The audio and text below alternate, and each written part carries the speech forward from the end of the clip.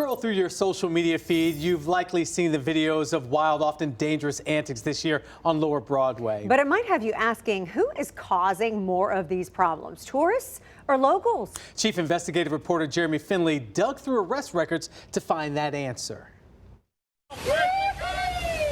They've made us cringe, gasp, and wonder what in the Roberts Western world is going on Lower Broadway.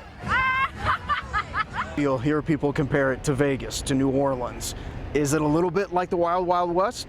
I don't know if I'd call it the Wild Wild West. There's definitely been some increases in the last few years. And the data backs it up. Ambulances have been called to Lower Broadway 230 more times between March, when the shutdown began, to September than they were in the same time frame in 2019.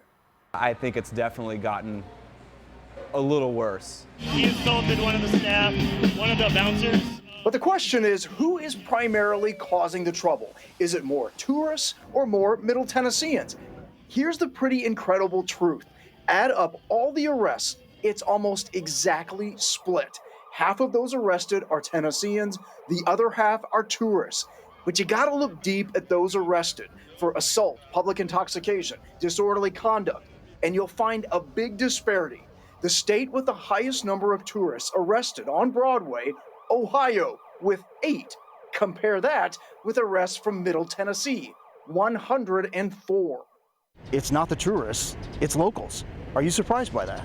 I'm not completely surprised, no. In fact, just 1 week ago today, this man from Clarksville was arrested outside a downtown bar, accused of shooting into the air, joining other locals like Alec Lopez from Antioch.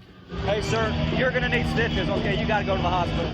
Charged with aggravated assault, causing headaches for police, even as they try to help him. I do not give you permission to review my wallet.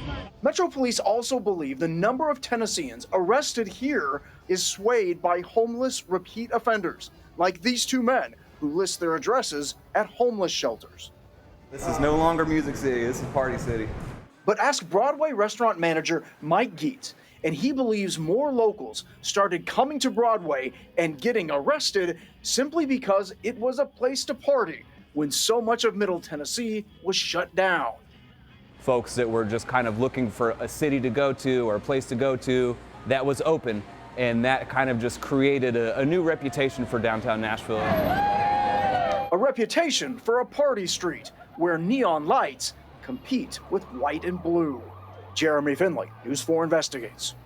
Wow, hey, and you're going to want to stay with News 4 overnight. Businesses downtown have been complaining about the noise levels outside Broadway. Jeremy's putting it to the test. Tomorrow morning on News 4 Today at 6 a.m., you'll see if decibel levels put in place to keep noise from bothering businesses is even working.